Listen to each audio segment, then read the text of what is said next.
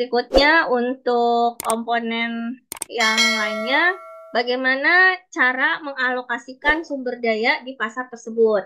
Nah, berarti perusahaan ini ya perusahaan tersebut harus bisa menggunakan sumber daya yang ada di situ gitu.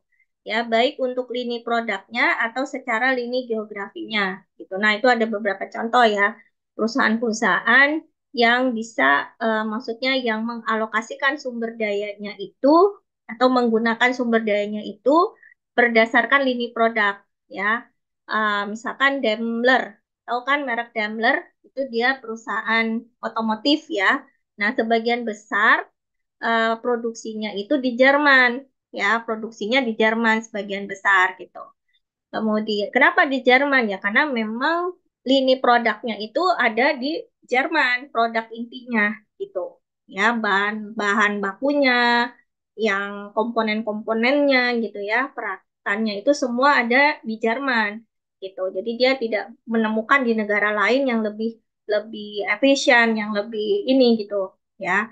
Nah, itu bagaimana Daimler ini dia mengalokasikan sumber dayanya gitu. Kemudian itu ada contoh juga Boeing, komersial, pesawat komersial Boeing. Ya, itu diproduksinya di mana? Di Seattle. Gitu. Ya, itu berdasarkan lini produk. Ada juga penggunaan sumber daya berdasarkan lini geografi. Jadi dilihat dari geografinya, gitu ya. Nah, itu biasanya itu yang dipakai untuk alokasi sumber dayanya itu berdasarkan lisensi. Jadi dia merek apa, misalkan gitu ya, diproduksinya di negara mana, tapi dipakai lisensinya seperti itu gitu. Atau dengan menanamkan modal. Jadi ada 49% ekuitas ditanamkan di situ. Nah, itu persyaratannya memang ada ya antar negara bagaimana penanaman modal asing. Itu biasanya sudah diatur. Nah, biasanya secara umum itu besarannya 49%. Ya, negara itu, maksudnya perusahaan itu dia bisa masuk di negara lain dengan menanamkan modalnya sebesar itu gitu. Berikutnya, komponen lainnya yaitu bagaimana elemen-elemen bisnis itu bisa berbeda-beda dan bisa saling menguntungkan. Jadi harus bersinergi. Ya, di sini apakah perusahaan itu dia punya produk yang punya varian macam-macam, tapi bisa saling ber apa ya, saling berhubungan gitu. Jadi itu contohnya kayak Disney. Disney itu kan ada merchandise-nya, ada studionya, ada apa lagi? Kartunnya, filmnya, kan kayak gitu ya. Nah, itu tuh dia bisa bersinergi gitu. Elemen-elemen bisnisnya. Contoh, lanjut terusan. Nah, ini tahapannya sekarang ya. Jadi tahapan manajemen strategis internasional. Ini apa sih perusahaan ya ini yang digunakan oleh para top manajemen tadi ya. Lanjut ya langsung ya. Para top manajemen atau CEO di suatu perusahaan untuk bagaimana melakukan perencanaan strategis internasionalnya. Bisa dilihat di situ. Next. Yang pertama ya pasti perumusan dulu, strateginya dirumuskan. Ya tadi ya memutuskan dulu berdasarkan pertanyaan-pertanyaan mendasar yang di awal tadi. Ya masih ingat kan? Nah itu dirumuskan dari apa yang harus dilakukan. Pertanyaan-pertanyaan tadi sudah dijawab, berarti sudah bisa dirumuskan strateginya.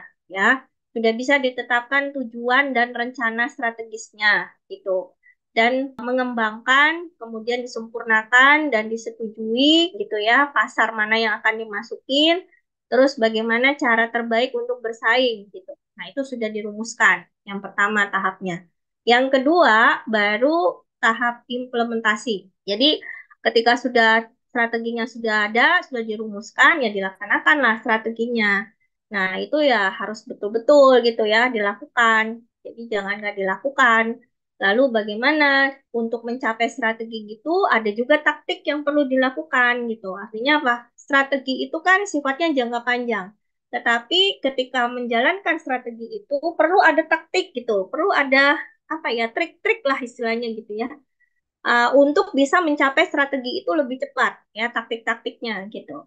Terus di dalam pelaksanaan strategi ini juga biasanya bisa tercapai ya melalui perancangan organisasi. Minggu sebelumnya di modul sebelumnya kita udah bahas tentang desain organisasi gitu ya.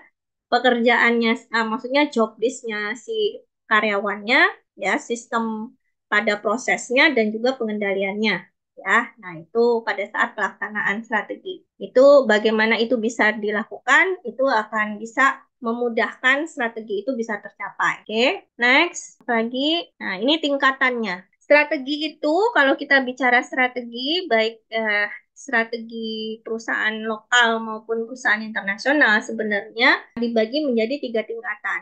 Ada strategi yang corporate, ya kita sebut dengan strategi corporate, atau ada di bawahnya itu adalah strategi level bisnis. Jadi yang paling atas itu adalah strategi corporate. Strategi corporate itu berarti strateginya perusahaan secara keseluruhan gitu ya untuk pencapaian visi misinya.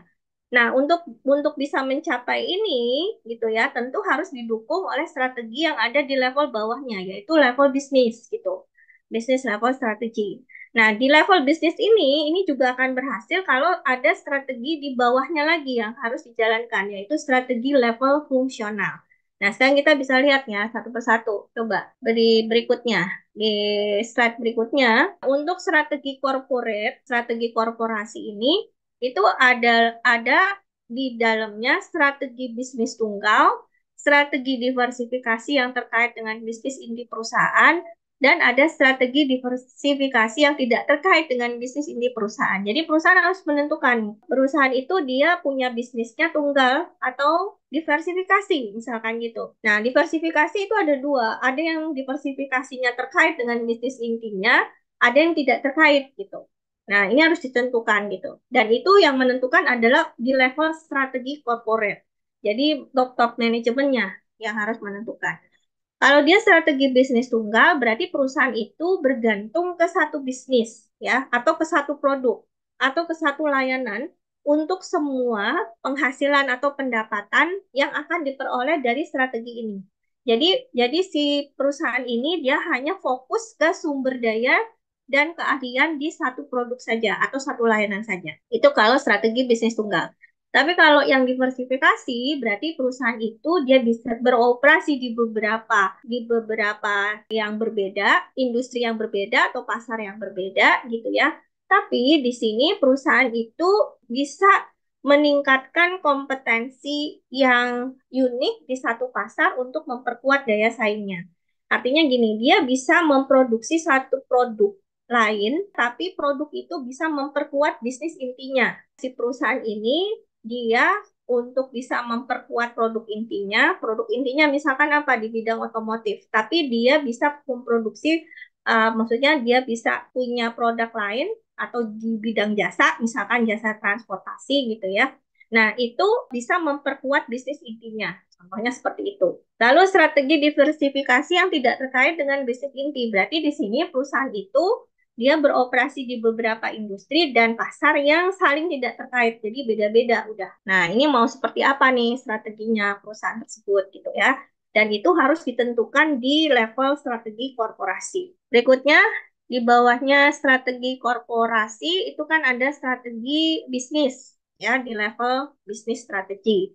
Nah, di level bisnis ini itu ada strategi yang namanya strategi diferensiasi. Jadi ada strategi diferensiasi ini berarti perusahaan itu dia harus intinya mempertahankan bagaimana perusahaan ini punya image yang bagus, citra yang bagus gitu ya, yang bisa dirasakan oleh customernya atau pasarnya gitu ya, dan punya keunikan gitu ya, punya keunikan produk itu punya keunikan tersendiri gitu. Lalu strategi kepemimpinan biaya, artinya di sini fokusnya itu adalah kepada operasional perusahaan tersebut atau pada saat dia menjalankan bisnisnya itu lebih kepada fokusnya bagaimana biaya yang lebih rendah gitu. Jadi efisiensinya sangat tinggi sekali di sini karena dia berhasil untuk bisa punya kepemimpinan terhadap biaya. Dia punya harga yang lebih rendah tapi lebih tinggi pada keuntungannya. Karena apa? Karena dia mainnya ke volume. Ya, dia jual murah tapi volumenya